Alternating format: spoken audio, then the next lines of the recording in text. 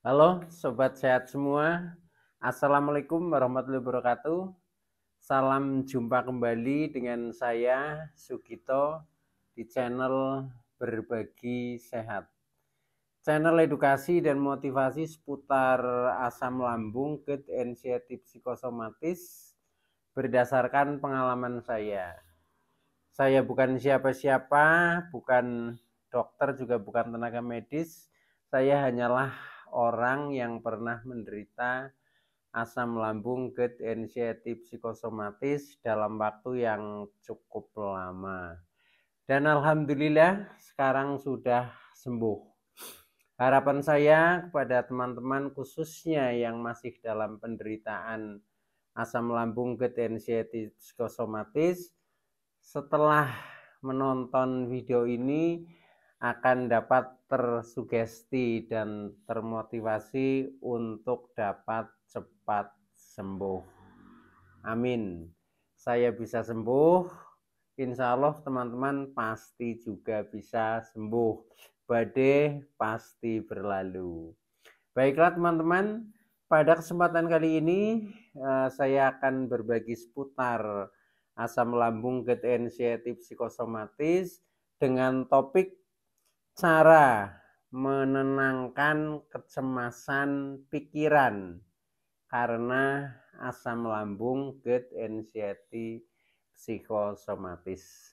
Baiklah teman-teman, sebelum saya lanjutkan, tolong yang belum subscribe channel ini ya, klik subscribe dan loncengnya supaya teman-teman tidak ketinggalan konten video-video berikutnya. Dan jika suka, klik like, selalu bagikan ke sosial media teman-teman.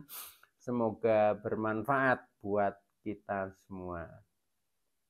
Baiklah, kita mulai teman-teman. Jadi topik kita pada kali ini adalah cara menenangkan kecemasan pikiran karena asam lambung, GERD, anxiety psikosomatis. Nah, dalam kita menenangkan pikiran ya, karena yang namanya sakit asam lambung, GERD, anxiety psikosomatis ini memang lebih dominan atau lebih sulit ya untuk untuk ya menghapus pikiran-pikiran negatif ya dan kecemasan-kecemasan yang selalu timbul di dalam diri kita.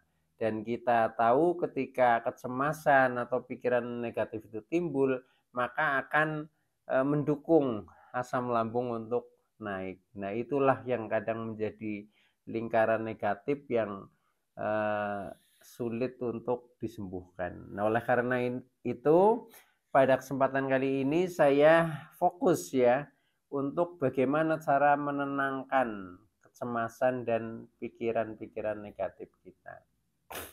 Nah, itu ada beberapa langkah ya yang harus kita cermati. Yang pertama adalah menyadari bahwa kecemasan dan pikiran negatif itu ada pada semua orang. Jadi orang yang sehat pun ya orang yang tidak kena gangguan asam lambung, GERD, anxiety psikosomatis itu pun memiliki kecemasan dan memiliki pikiran yang negatif. Cuma bedanya bagi kita yang sedang menderita asam lambung, GERD, anxiety psikosomatis ini serba berlebih. Artinya kecemasannya berlebih, kemudian pikiran negatifnya juga berlebih, sehingga menjadikan masalah. Masalahnya apa? Yaitu mendukung asam lambung menjadi naik seperti itu.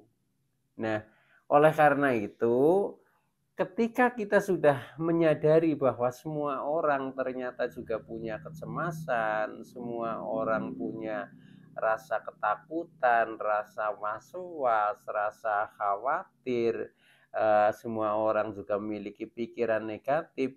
Ini dengan kita mengetahui dan menyadari seperti itu, ini sudah sedikit mengurangi kecemasan teman-teman ya.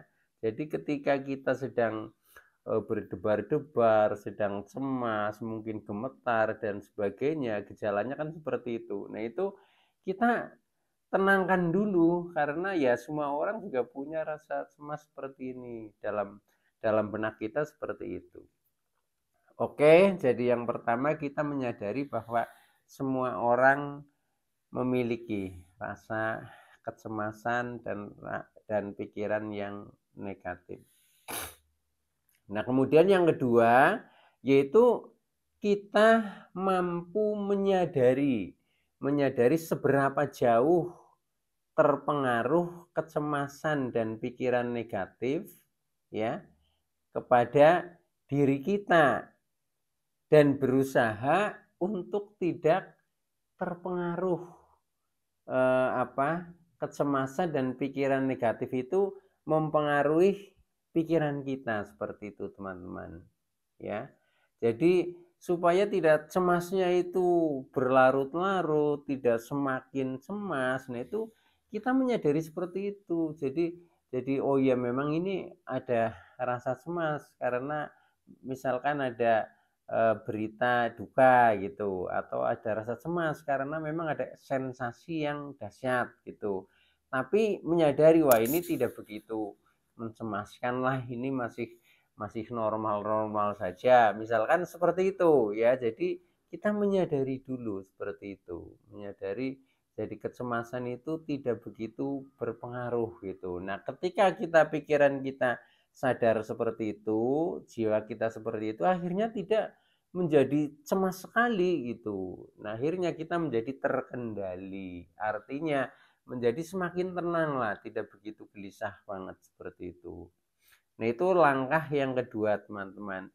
Nah, kemudian langkah yang ketiga untuk menenangkan kecemasan dan pikiran ya, yaitu kita berusaha menyadari penyebab kecemasan dan pikiran negatif secara spesifik gitu, teman-teman.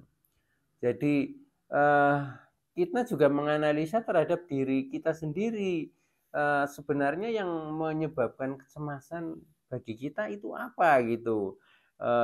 Secara garis besar itu ada faktor yang ditimbulkan dari dalam, dari diri kita sendiri, dan ada faktor yang dari luar yang menimbulkan kecemasan atau pikiran negatif ya.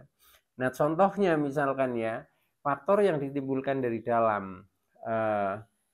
Kita itu pertama awalnya misalkan ya, karena salah makan misalkan. Karena yang mestinya makanan menjadi pantangan, kemudian kita makan. Nah, akhirnya setelah itu lambung menjadi bereaksi sampai naik GERD.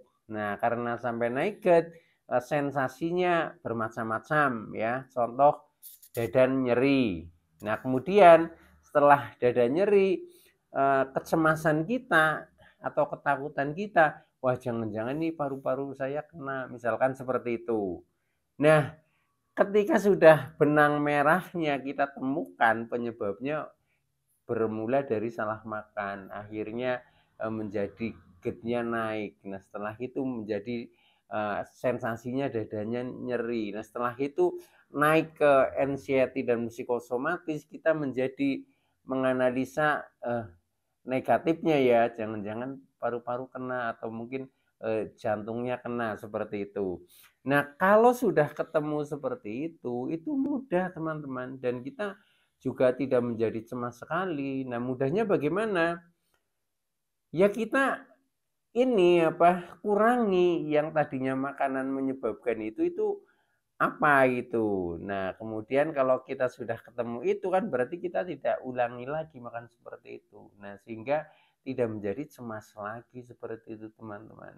Cuma permasalahannya kadang kita bingung, kita punya kecemasan tapi tidak tahu sebabnya. Nah, itu yang jadi masalah seperti itu. Makanya karena kita ibaratnya terkena gangguan penyakit ini ya, yaitu tentang asam lambung itu sudah dalam waktu yang lama. Nah, seharusnya kita belajar ini ya mencermati dirinya sendirilah. Pengalaman saya itu dulu seperti itu, sehingga lama kelamaan kecemasan dan pikiran negatif itu bisa dinetralisir. Akhirnya ya punya tapi tidak berlebihan. Nah, ketika tidak berlebihan akhirnya tidak memacu, asam lambung itu selalu naik. Itu kuncinya di situ teman-teman, untuk menenangkan ya. Jadi kita tahu sebabnya. Karena tidak semua faktor itu menyebabkan kecemasan. Sebenarnya hanya satu dua lah yang menyebabkan itu. Tapi kadang kita bingung, tidak bisa menemukan faktor yang mana yang menyebabkan kecemasan. Nah itu kadang kesalahan kita atau kesulitan kita itu di situ itu. Nah contoh soal ya, menyebabkan kecemasan lagi itu kadang dari aturannya diri kita sendiri.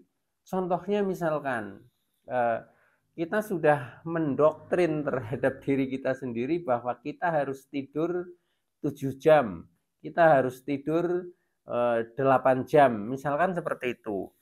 Nah, ketika kita tiba-tiba sulit tidur ya, karena biasanya juga terkena insomnia juga. Nah, ternyata tidur hanya 4 jam atau mungkin hanya 3 jam. Nah, akhirnya kita menjadi cemas, wah jangan-jangan ini saya akan kambuh lagi nih dan sebagainya seperti itu. Nah, itu karena apa? Karena dari doktrin sendiri. Jadi dari aturan kita sendiri. Makanya ketika kita membuat apa ya semacam aturan sendiri itu jangan jangan istilahnya dipastikan, tetapi idealnya seperti itu. Contoh misalkan ya idealnya untuk penderita asam lambung degeneratif psikosomatis tidur kurang lebih 7 sampai 8 jam. Itu idealnya. Nah, ketika kalau misalkan tidak bisa memenuhi, ya tidak apa-apa, itu tidak apa-apa seperti itu. Nah, sehingga tidak menjadi cemas gitu.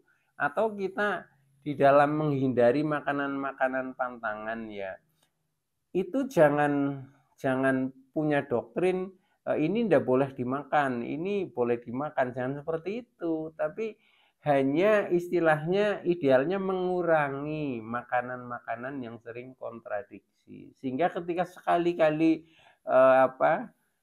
makan ya nggak masalah, nggak cemas seperti itu. Nah itu yang artinya kadang kita mendoktrin diri kita sendiri yang akhirnya menghukum diri kita sendiri. Nah itu dari aturannya sendiri itu.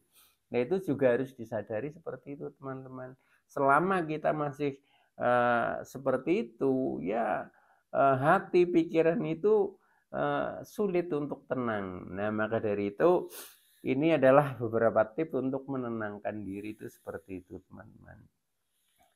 Nah, itu contoh yang dari faktor dalam ya, dari diri kita sendiri. Nah, kemudian kadang kita bisa cemas, pikiran bisa negatif, yaitu faktor dari luar. Faktor dari luar, contohnya ya itu mendengar kabar duka, misalkan kan kabar dari luar. Nah, itu kemudian kita kita bahas, kita analisa, kita rasa-rasa. Nah, akhirnya menjadi terasa benar. Nah, itu atau mungkin juga beban-beban yang lain ya, beban pikiran, misalkan beban pekerjaan ya.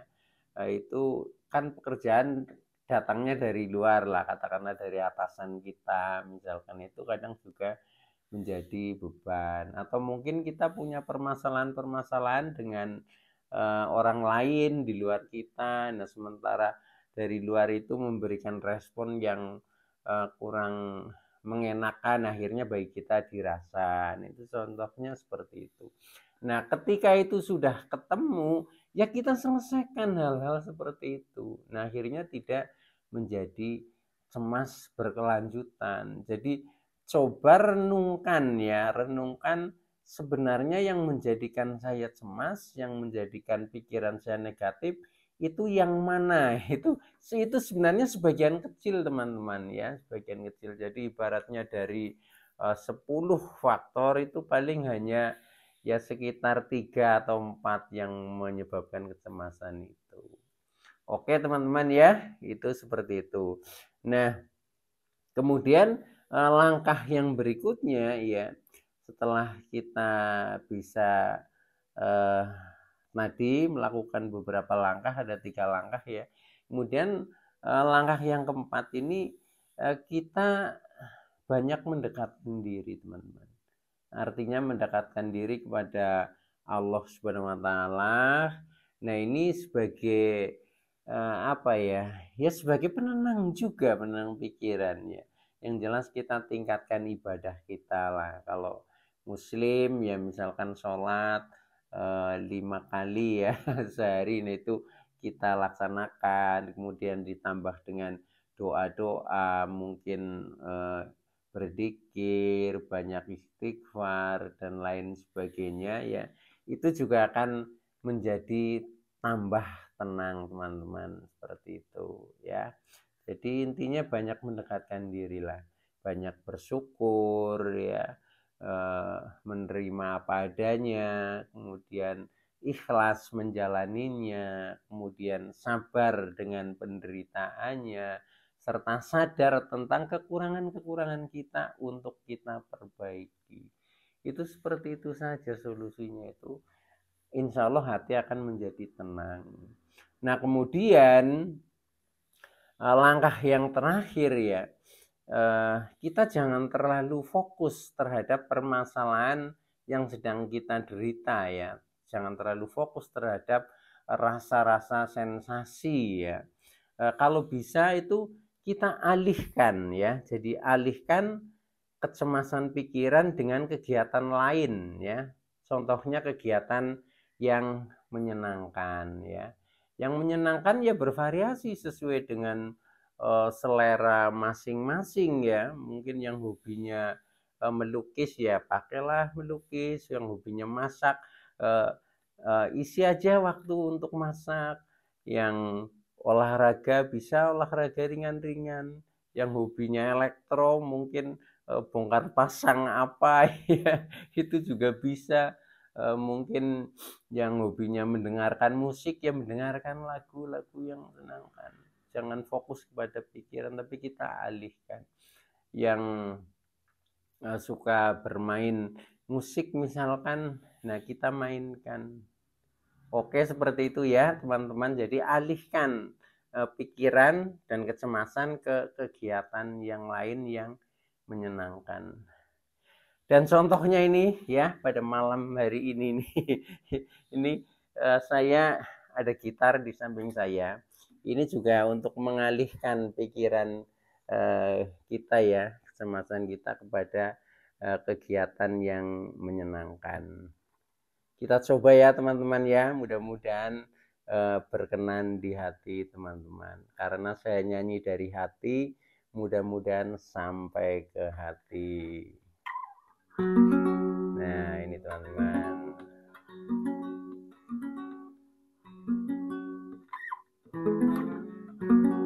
Sebuah lagu lama ya teman-teman, Tanpamu.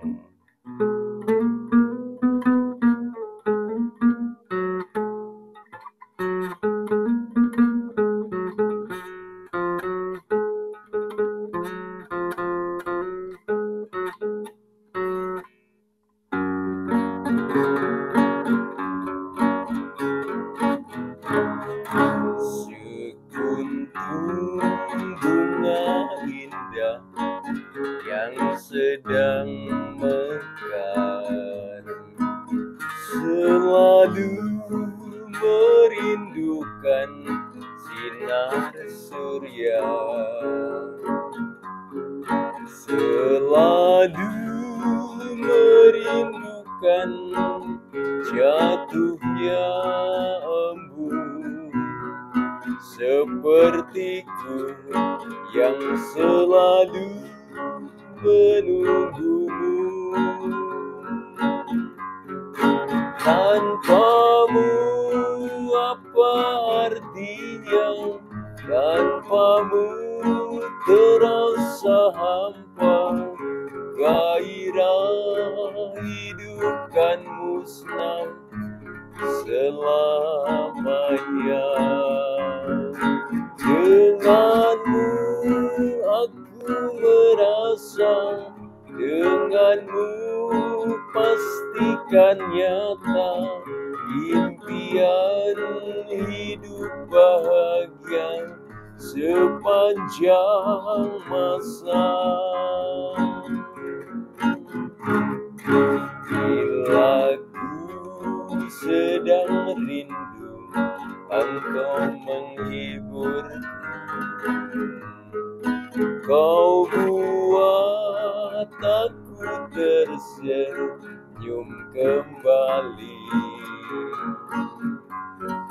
Bila ku ingin manja, engkau segera membelenggu dengan cinta dan kasih-Mu. Tanpamu apa artinya? Tanpamu terasa hampa. Gairah hidup kan musnah selamanya. Denganmu aku merasa, denganmu pastikan nyata impian hidup bahagia sepanjang masa.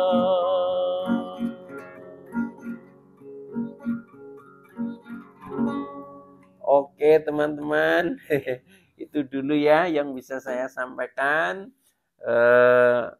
Jadi intinya seperti itu ya, untuk menenangkan pikiran kita ya. Selain ada beberapa langkah yang tadi sudah saya sebutkan, kita bisa mengalihkan pikiran kita, jangan fokus terhadap penderitaan, tapi kita alihkan dengan kegiatan lain yang menyenangkan. Contohnya tadi saya bermain gitar. Oke teman-teman, itu dulu yang bisa saya sampaikan ya. Kurang lebihnya mohon maaf. Terima kasih atas like, subscribe, serta komennya. Saya Sugito dari channel Berbagi Sehat. Saya bisa sembuh, insya Allah teman-teman pasti bisa sembuh. Badai pasti berlalu. Oke, terima kasih. Wassalamualaikum warahmatullahi wabarakatuh.